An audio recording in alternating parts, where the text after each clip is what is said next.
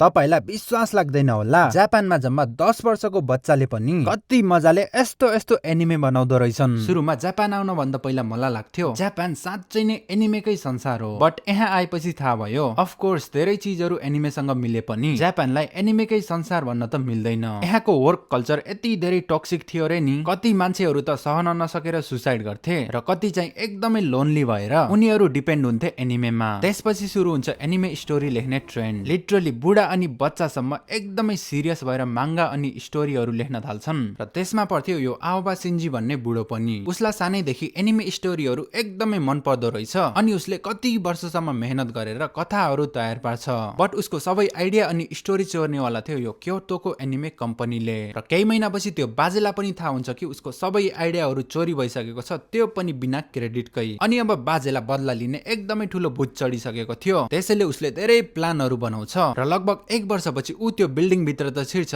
तर 40 litre petrol बोकेर। उसले बिल्डिङ भरि पेट्रोल सर्किन्छ अनि आगो लगाएर त्यहाँबाट मज्जाले भाग्छ। लिटरली त्यो बिल्डिङमा 36 जनाको ठाउँको ठाउँ नै मृत्यु भएको थियो। तर त्यो बाजेलाई अर्को दिन नै पुलिसले एरेस्ट गरे पनि लगभग 5 वर्षपछि बल्ल उसलाई फाँसीको सजाय हुन्छ। तपाईलाई यो बाजेको काम सही लाग्यो कि गलत प्लिज कमेन्टमा भन्नु होला।